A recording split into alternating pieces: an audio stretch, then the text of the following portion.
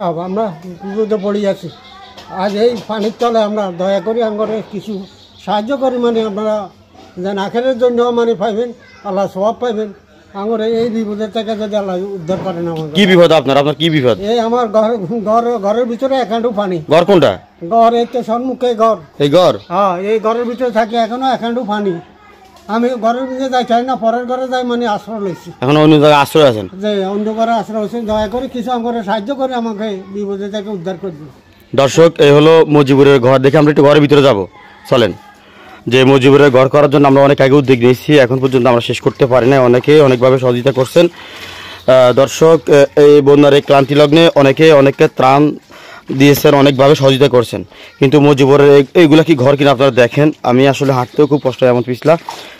এখানে গত কয়েকদিন আগেও এক হাঁটু পানি ছিল, এখন অনেকটা নেমে গেছে। এটা যে ঘর অনেকের কিন্তু বিশেষ হবে না। দেখেন আপনারা, এই হলো চুলা, এই হলো কল, এই হলো ওয়াশরুম, সব কিছু মিলিয়ে এটা যে একটা এখানে যে একটা পরিবার বসবাস করে, এখন আপনাদের অবশ্যই বুঝতে কষ্ট হয় নাই। আপনারা দেখেন, এই হলো তার ঘরের ভিতরের অবস্থা। এই ঘরের ভিতরের অবস্থা, এই কোনো রকম ঝুপড়িতে বসবাস করতেছেন এই মুহূর্তে। দেশ ও দূর প্রবাস থেকে অনেকে চাইলে ওনাকে আর্থিকভাবে সহযোগিতা করতে পারেন বন্যার এই ক্লান্তি লগ্নে। আমি এই যে এই ঘরে কে থাকে?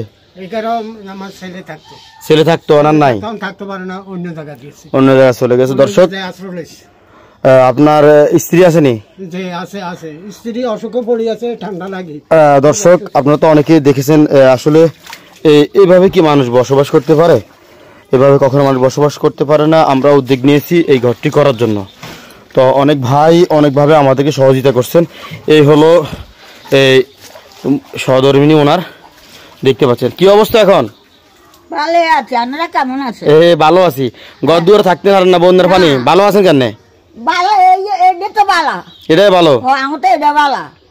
আপনারা সাহায্য করলে আরো ভালো হইব। মাঙ্গো আমরা দোয়া করে দেখি মানুষ করে।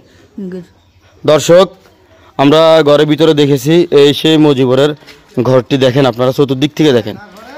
এই ঘরটি আমরা এখন করার জন্য উদ্যোগ নিয়েছি। আলহামদুলিল্লাহ, আপনাদের দানে আমরা কতটুকু পর্যন্ত করতে পেরেছি। এখন আমাদের চাল দরকার, ফ্লোর দরকার, ওয়াল এবং কারেন্টের কিছু কাজের দরকার, দরজা এবং জানালা। এই দরজা জানালা হলে মোটামুটি আমাদের কাজটি হয়ে যাবে। কিন্তু তো ধনাত্মবান ব্যক্তি যারা আছেন, আপনারা যদি চান তাহলে অবশ্যই এই ঘরটি আমরা অচিরেই শেষ করতে পারবো। আমাদের চাল এবং অ্যাঙ্গেলের টাকা হয়ে গেছে, কিনা এখন আমাদের প্রয়োজন ফ্লোরের টাকা, ফ্লোর, উইন্ডো এবং দরজা।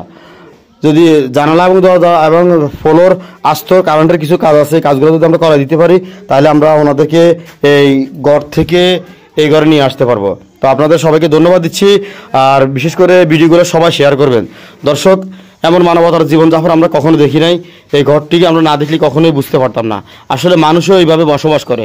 আসলে আপনি দেখেন, আপনার ঘরের একটা কুকুরও তো এইভাবে বসবাস করবে না, যে কষ্টে মানুষ বসবাস করতেছে। এই যে ফানি, উনি একজন অসুস্থ মানুষ, তারপরেও কি করবে, এখন রান্না করতেছে। দর্শক, ভিডিওটা অবশ্যই শেয়ার করে দিবেন। ভালো থাকবেন, আল্লাহ হাফেজ।